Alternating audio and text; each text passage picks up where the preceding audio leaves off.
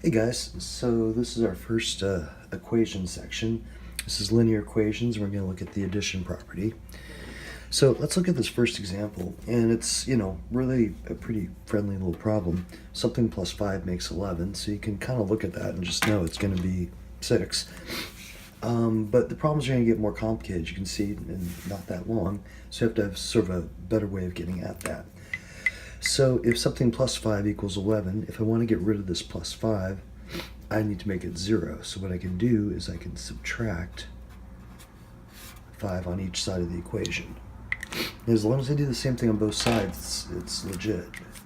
So here, the x comes down, plus 5 minus 5, those drop out, 11 minus 5, and there's that 6 that we could just kind of see intuitively. So number 2, let's see, so we're going to collect some terms over here. So anytime you have kind of messy stuff going on like we do with the rest of these problems, we want to simplify it as much as we can like we did in the last section in 1.1, and then do this piece where we're adding and subtracting. So I'm just going to bring down the x minus 8, down 12, up 5 is going to put us at minus 7. So I'm trying to get that x by itself, so right now it has a minus 8 attached to it, so I'm going to undo that with a positive 8. So I'll add 8 to both sides, and x equals, those cancel, negative 7 plus 8, 1. And then anytime if you want to check any of these equations, you can always throw this back in for the x. So 1 minus 8 equals negative 2 plus 5, or sorry, negative 12 plus 5. Negative 7 equals negative 7, and so it checks. So that's just the check there. So this one, we got a couple different things going on. We got some like terms, so we're going to be able to consolidate those like we did in the last section. So 3x minus 2x is going to leave me an x. That plus 4 is still there. And then 7 minus 12, that's going to leave me negative 5. And so then once I have everything is consolidated as I can, that's where I want to do the adding or subtracting. And this adding subtracting step is where lots of errors get made, so you really want to minimize how much stuff you're bringing back and forth across the equals. So plus 4 minus 4, that's gone, and x equals negative 9. So this next one, we got 10x, so I'll just bring that down. Negative 3, so we're back to our distribute, clearing our parentheses.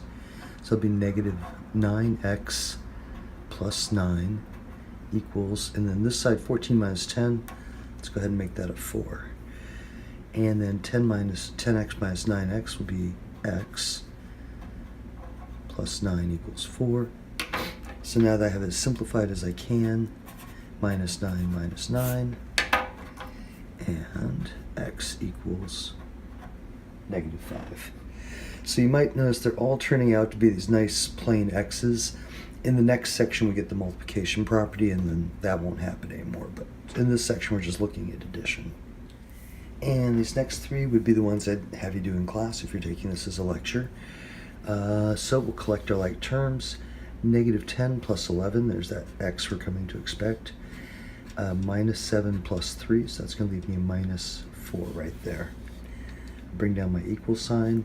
Down 2, back up 8 will put me at 6. Finish getting the x by itself, so I'm going to add the 4 on both sides. And that gets me x cancels equals 10. Here we'll do a little distribute. 3x. 3 times 4 makes 12, and a minus 2x. And like terms, so 3x minus 2x is going to leave us x, plus 12 equals 10. And then same old, we'll get rid of this 12. And those cancel, x equals negative 2. Here we'll go ahead and take this negative 2 through, and be careful with that sign. So we're going to have negative 8x plus 2 plus 9x plus 7 equals 6 minus 10. I'm going to go ahead and make that a negative 4 right now. And then looking at my terms on this side, I have minus 8x plus 9x. So that leaves me that plain x. 7 plus 2 is going to give me a 9. Oops, positive 9 equals negative 4. And then same deal, I'll just bring this negative 9 over to this side. And that will finish this out. So x equals negative 13. Okay, this is a little review of adding and subtracting fractions. Tends to be a trouble spot for people. If you're not good at this, take a couple of minutes, get good at it now so that you're not fighting with it all quarter. I'm skipping 8 and 9 just because I figured 5 fractions were too many examples for the video, so I'll just do these 3. So let me bring this one down here to make it a little clearer. The deal with fractions for addition and subtraction is they have to have the same denominator you have to add. It's kind of like a like terms thing. So I can't add fifths and halves. I can't say 4/5 and 1/2 makes like 5/7 or something. These have to be the same size pieces. So I can add fifths with fifths and halves with halves. So that's why we have to find a lowest common denominator. So 5 and 2, the smallest number that those both go into would be 10. Anytime they're both prime, all you can do is multiply them together. So right here, I'm going to go 5 over 5, because that's going to bring this one up to a 10. But what I do to the bottom, I have to do the top, so that it's still the same value. And then here, this would need 2 over 2. And that'll bring that up to 10. So now I'll have 2 times 4, that's 8 tenths. Plus 5 times 10, 5 over 10. And now that I have 8 tenths plus 5 tenths, so now that everything's the same, I can say that gives me 13 tenths. Number 11 here. So with this one, 2s and 6s, 2 already goes into 6, so I don't need to mess with the 6. I just need to do a 3 over 3 right there. And that's going to bring the side up to 6. So 3 times 3 makes 9 over 6 minus 5 over 6. And that's going to leave me 9 minus 5 is 4/6. Except that's not quite done, right? Because if you can reduce a fraction, it always has to be simplified. So if I think of that as 2 times 2, and I think of that 6 as 2 times 3, that allows me to reduce out those 2's. So final answer there is 2/3. And then this one, again, I'm going to recopy it just to make it a little clearer. So 8s and 6s, we need to figure out the smallest number they both go into. And so that's going to be 24. So this side is going to need 4 over 4. This side is going to need 3 over 3. And, you know, if you can see the 24, that's totally cool.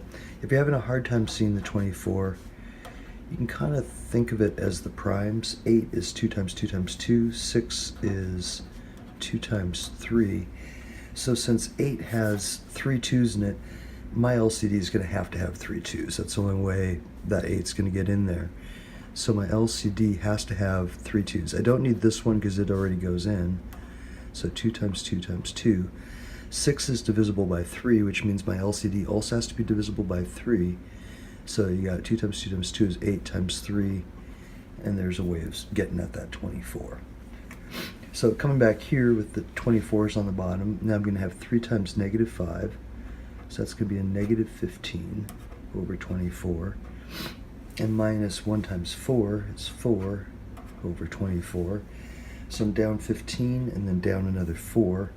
So it'll be negative 19 24ths. And so here's a couple of examples where we would need to be able to add and subtract fractions. So this first one, we're trying to get the x by itself. So that means I'm going to want to add 3/8 to both sides. So let me write that out a little better down here.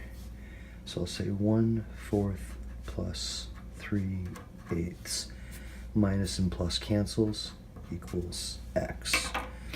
and 4s and 8s, so I can just multiply the 4 by a 2. That's going to bring it up to 8. So now we got 2 8s plus 3 8s equals x, or 2 and 3 makes 5 8s is x. And last over here, similar problem. I'm just going to subtract the 2/5 off of both sides. So plus 2/5 minus 2/5 is gone, and that just moves it over here. And I'm going to have x equals negative 1/10 minus 2/5. So 10s and 5s, I can do a little 2/2 right there. And that'll give me x equals negative 1/10 minus 4/10. Down 1, down 4 will be down 5. And then we can do the reduce thing. Careful not to just write down a 2 there, because this is really negative 5. You can think of it as times 1 is a good way to think of it, actually. And then 5 times 2. And that will help you get x equals negative 1/2. And that concludes the addition property of equalities.